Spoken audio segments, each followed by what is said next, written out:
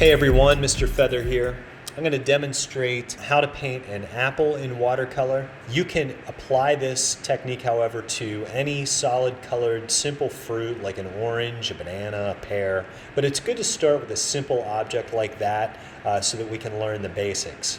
First, I want to take my watercolor paper and tape it down to a drawing board or other flat surface. You can use masking tape, electrical tape, or whatever type of tape you have on hand. Next, I'm going to draw a simple contour line drawing of the outer edges of my object, a few of the inner details like the stem, and also some lines to indicate where the cast shadow is, and the horizon line that is cutting through the top third of the paper. So now it's time to start painting. But first what I want to do is pre-mix my colors. I'm going to pre-mix, I think, 4 different colors that go from light to dark of red, but they're also going to go light to dark because of the amount of water. So the first one that I mix is going to have the most water in it, and you can see it's pretty much straight orange, or maybe orange with just a little bit of red in it. The next color is pretty much all red, maybe a dab of orange. And it's got less water, which will also make it darker and more intense. My fourth color is straight red with even less water so that it's even darker and more intense. And then finally, my fourth value is red plus green. And you might think, well, that's kind of weird. But what the green does, since it's the opposite of red, it will darken and neutralize red so it looks like more of a shadowy maroon sort of color. And so whatever color you're using, if you're painting an orange, for instance, then you would want to add blue because that's orange's opposite on the color wheel. If you're painting a banana, you would want to add violet because that's yellow's opposite on the color wheel. Okay, so now I'm ready to start actually painting the apple. I'm going to take my lightest color and notice that I'm painting around the highlight. I want to make sure that I reserve that area of pure white for the highlight of the apple. And I just start to dab in more and more color. I'll gradually now start to add in the second darkest color, which is a little bit more vibrant, and fill in around other parts of the apple. So I'm gradually working light to dark as I move outward.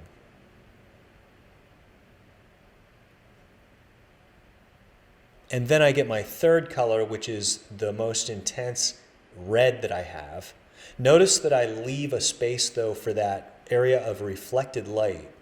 And then what I do is I just take my brush and I clean it out in the water a little bit, and then I dry it off, not completely. I want it to be semi-wet. And then I fill in that area so that it stays kind of light. Okay, some of the color bleeds in there, but it's not pure white.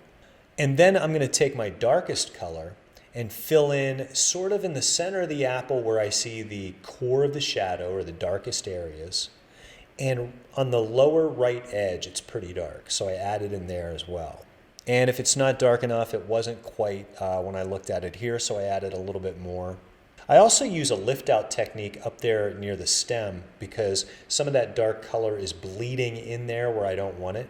And then I take my brush, clean it off, and dry it off so it's semi-wet, and I soften the edges of paint around the highlight so it's not quite so hard-edged. And while it's still wet, you can see I'm adding in a few more areas of pure color where I think it needs to be more intense or darker. Okay, now I need to allow plenty of time for that to dry before I begin painting anymore. Because what I'm going to do next is the background.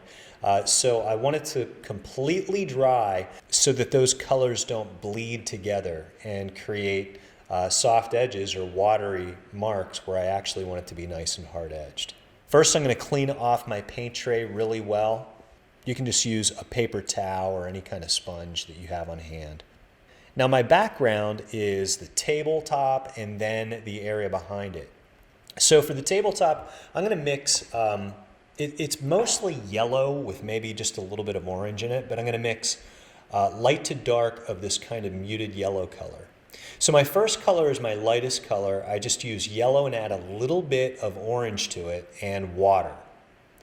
The next color, I use that same mixture of yellow and orange, but less water, and I add a little bit of violet to it. Remember, violet is yellow's opposite, so it makes it a little more muted.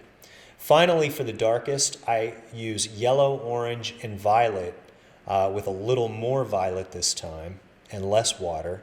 That'll make my nice dark wood tone that I need for the darker areas of the background. And now what I'm going to do is actually turn my painting upside down and prop it. You remember those different wash techniques I demonstrated a while back? Well, this one I wanted to go from light to dark, from what would be the bottom area of the apple up to the top area of the apple. So that's why I turn it upside down and prop it so that it all runs into the darkest area. So you can see I'm doing that, what would be a gradated sort of wash running from light to dark.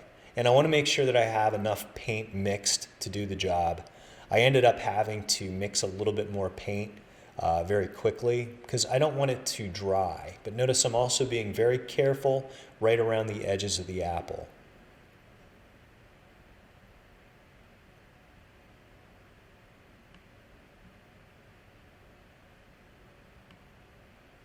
Okay, and now I'm finally going to use that very darkest value of kind of yellow wood color that I have.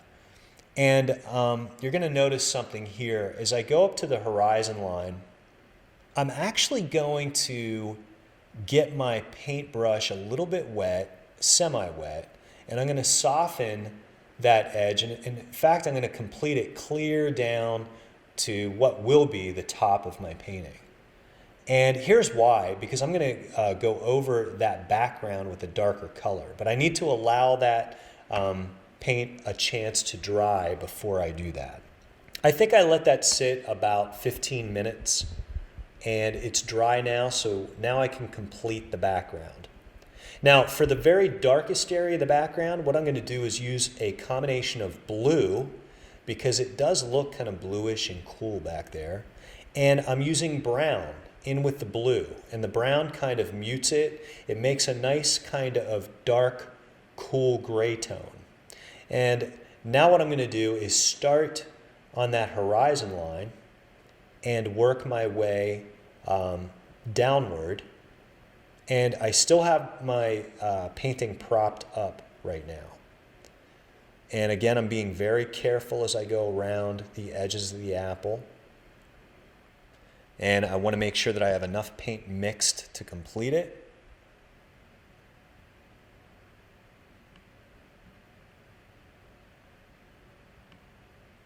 And then finally what I'm going to do here, you'll see, is I'm going to take my brush, get it semi-wet again, clean it off, make sure it's semi-wet, and soften the edge of that horizon line. Because it's back further than the apple, so I want it to appear as though it's a little further back. That will help to make it look more distant.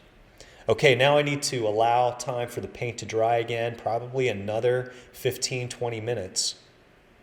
And I turn my painting back over and set it flat again. And now it's time to put in the cast shadow. And the cast shadow is going to be a combination of blue and brown again.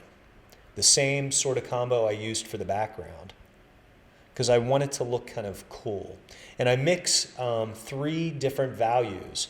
One has less water, one has not equal amounts, and then finally the darkest one has the least amount of water. And I start right up next to the apple, because that's where my shadow is the darkest. So I start right underneath of it and work my way out. Now, as I work my way out, I gradually begin to use the lighter shadow colors that I mixed.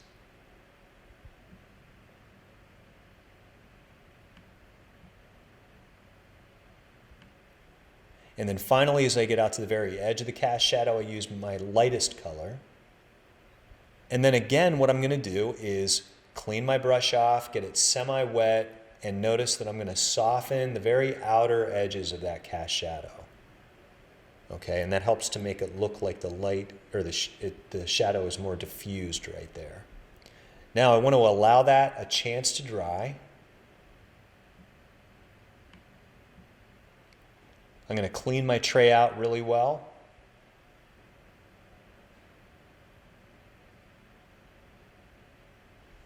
And now I'm going to use this opportunity to go back into that apple. And I'm going to add two things basically. I'm going to add some more dark, rich, vivid red tones, and then also some dark, shadowy red tones. Okay, so I have one puddle of paint that's just pure red with some water in it, and another puddle of paint that is red with green in it. And I just decided to go back in and add the core of the shadow back into it because it didn't seem dark enough to me. I want you to notice how I add these areas in that need to be darker, and then I use that technique of cleaning the brush off, drying it off just so it's semi-wet, and softening edges. And what that does is makes it look like the apple is rounded. So I can add those areas back in and still make them blend together. And notice how I leave that area of reflected light on the upper right of the apple too. It's just kind of a way that you can go back in and refine things. With watercolor you can do that as long as you remember to soften some of those edges so we don't end up with these really hard-edged watermarks. I also take some of that darker color and put on the left side of the where the dip is in the top of the apple near the stem, just to make it look like it's recessed or sinking in there. And I didn't record it here, but the other thing I did is I allowed that apple a chance to dry, and then I added in just a line for the stem of the apple, and you can see it right there. Now what I need to do is I need to let that dry. So what I'm going to do here is use a technique called lift out to put highlights on the very top and the side of the stem of the apple. I take a semi-wet brush, okay, that's clean, and I wet areas to the top and along the side of the stem. Then I dry my brush completely off this time and basically use it like a sponge. And that's it. So that apple is done. I'm going to let that dry, completely dry, before I take the tape off. And you can see that it's not a real complex painting, but it's still enough that it gives a sense of 3 dimensions, the illusion of depth, and it looks very solid. So this is a really good way to practice making things look 3-dimensional in watercolor. I hope you enjoyed the demonstration, and I'll see you back in class soon.